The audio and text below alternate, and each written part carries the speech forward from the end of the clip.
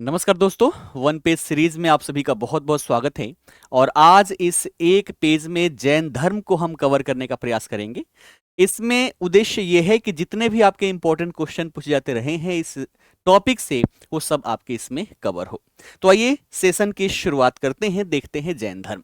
तो जैन धर्म में सबसे पहली जो यहाँ पर जैन शब्द है, जैन एक संस्कृत शब्द है जीन, जिससे बना हुआ है हमारा जैन, और इसका मतलब हो जाता है विजेता। ठीक, अभी तक जैन धर्म के अंतर्गत 24 तीर्थंकर हुए हैं। कितने? 24 तीर्थंकर हुए हैं। सबसे ज्यादा पूछा जाता है आपका प्रथम तीर्थंकर, जो कि आदिनाथ है, जिन्हें पार्श्वनाथ के नाम से भी जाना जाता है। और इनका जो चिन्ह है वो बैल या फिर वृषभ है। 23वें तीर्थंकर है पार्श्वनाथ जी, है ना, जिनका चिन्ह सर्प है। 24वें है महावीर स्वामी, और इनका चिन्ह जो है वो सिंह है। ठीक, अगर हम बात करें जैन धर्म की, तो जैन धर्म एक प्रकार की अनिश्वरवादी धर्म है, यानी कि ईश्वर को नहीं मानता है। साथ ही साथ ये आत्मा और पुनर्जन्म दोनों में ही विश्वास करता है, दोनों को ही मानता है। जैन धर्म में कायाक्लेश का एक महत्वपूर्ण स्थान है। कायाक्लेश अर्थात कि आप, जैसे कि होता है ना, आप भोजन और अन्न जल सब त्याग दें, त्याग के अपने शरीर का त्याग कर दें। ठीक है, तो इसी को कहा जाता है इसमें संथारा संलेखना पद्धति। ठीक है, तो कायाक्लेश का विशेष महत्व जैन धर्म में देखने को मिल जाता है। ठीक, सबसे पहले हम यहां पर बात कर लें पार्श्वनाथ जी के बारे में, जो कि 23वें तीर्थंकर हैं। अगर पूछे कि इनको ज्ञान की प्राप्ति कहां पर हुई थी, तो संवेत पर्वत पर इनको ज्ञान की प्राप्ति हुई थी, जो वर्तमान में झारखंड के गिरिडीह जिले में है। और इन्होंने वैदिक कर्मकांड और बहुदेववाद की आलोचना किया। इन्होंने 4 मूल शिक्षा दिया। सत्य, यानी कि हमेशा सत्य के साथ चलना है, सत्य बोलना है। अहिंसा, यानी कि हमेशा अहिंसा के मार्ग पर चलना है। आस्तेय, यानी कि चोरी नहीं करना है। और अपरिग्रह, यानी कि आवश्यकता से अधिक धन जो है वो इकट्ठा नहीं करना है। तो 4 मूल शिक्षा इन्होंने दिया। अब बात करें 24वें तीर्थंकर, ये यूं कहें कि अंतिम तीर्थंकर महावीर स्वामी, जिनके बचपन का नाम क्या था? बचपन का नाम था वर्धमान। इन्हीं को जैन धर्म का वास्तविक संस्थापक कहा जाता है। अगर हम बात करें महावीर स्वामी की, तो इनका जन्म 540 बीसी में वैशाली के कुंडग्राम में हुआ था। और मृत्यु की बात कर ले तो 468 बीसी में पावापुरी में हुआ था।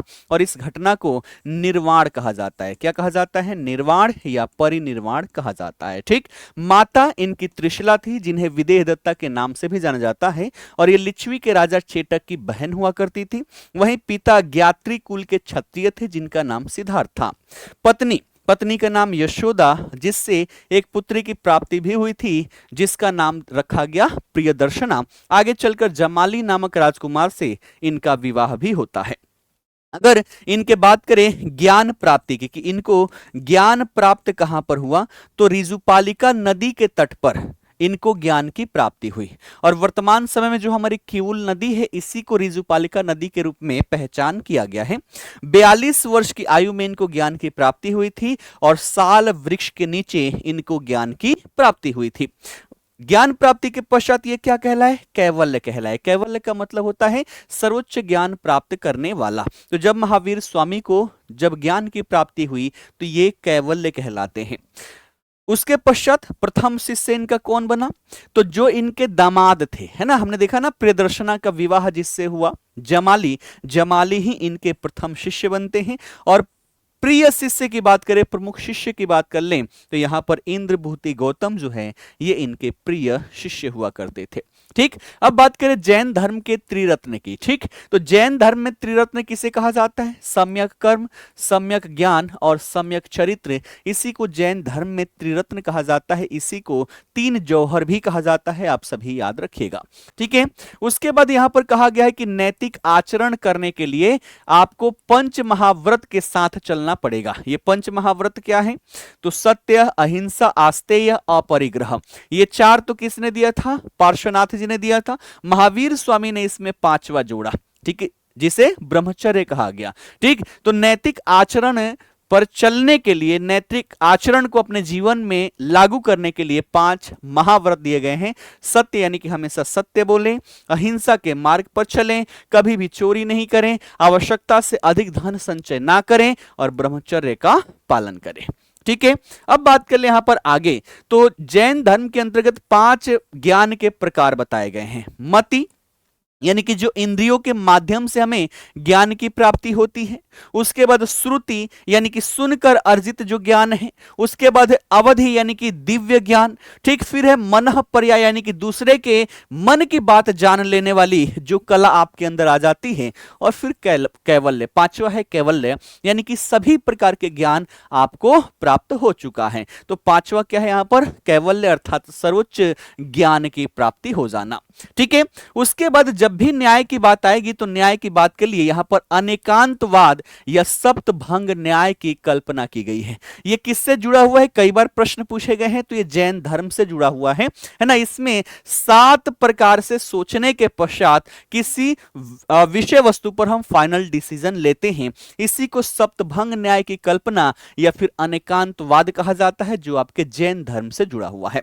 इसके पश्चात बात करें हम जैन साहित्य की, तो जैन साहित्य को आगम ग्रंथ कहा जाता है। क्या कहा जाता है, आगम ग्रंथ कहा जाता है, जिसकी भाषा प्राकृत है। तो जैन धर्म के ग्रंथ को आगम ग्रंथ कहते हैं, प्राकृत भाषा में है। कुछ मगधी अर्ध मगधी में भी आपको देखने को मिलेगा। ठीक, अब इसकी बात हम कर लें आगम ग्रंथ की, तो इसमें टोटल देखा जाए तो 46 भाग है। ठीक है, 46 संकलन है, जिसमें से 12 अंग है और 12 उप अंग है। हर एक अंग पर एक उपअंग लिखा गया है ना। तो 12 अंग और 12 उपअंग है। और इसी 12 अंगों में से एक अंग है भगवती सूत्र, जहां पर 16 महाजनपदों का वर्णन मिलता है। और ये आप सभी से कई बार प्रश्न पूछे गए हैं, है ना। तो जैन साहित्य के अंतर्गत भगवती सूत्र जो है, इसी में 16 महाजनपदों का वर्णन देखने को मिलता है। इसके पश्चात हमारा जो प्रश्न आता है वो संगति से आता है। और जैन धर्म के अंतर्गत अभी तक 2 संगतियां हुई हैं। पहली संगति हुई है 300 ईसा पूर्व में। कहां पर हुआ, पाटलिपुत्र में। अध्यक्ष कौन रहा, तो यहां पर अध्यक्ष रहे आपके स्थूलभद्र। ठीक है, तो अध्यक्ष कौन रहे, स्थूलभद्र रहे। शासक कौन, तो शासक की बात कर ले तो चंद्रगुप्त मौर्य के शासन काल में हुआ था। और यहां पर महत्वपूर्ण कार्य क्या हुआ, तो जैन जो यहां पर दिखेगा, जो जैन लोग थे ये 2 पार्ट में डिवाइड हो गए, एक श्वेतांबर कहलाए और एक दिगंबर कहलाए। तो श्वेतांबर और दिगंबर में विभाजन जो हुआ वो प्रथम जैन संगति के दौरान ही हुआ था। और दूसरी संगति जो हो रखी है ये 512 ईस्वी में हुई थी, वल्लभी, गुजरात के वल्लभी में। और इसकी अध्यक्षता देवर्षि क्षमा श्रवण के द्वारा किया गया था। ठीक है, तो ये बातें आप सभी ध्यान में रखिएगा।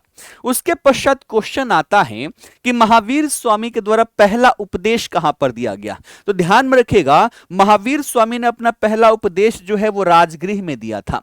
और पहला उपदेश जो इनका है, जैसे है ना बौद्ध धर्म में हमने पढ़ा था प्रथम उपदेश धर्म चक्र परिवर्तन कहलाता है, वैसे ही जैन धर्म के अंतर्गत महावीर स्वामी के प्रथम उपदेश को वीर शासन उदया कहा जाता है। क्या कहा जाता है, वीर शासन उदया। कहां पर दिया, तो राजगृह के विपुलाचल पर्वत पर इन्होंने दिया था। किसे दिया था, तो राजा श्रोणिक को पहला उपदेश दिया था।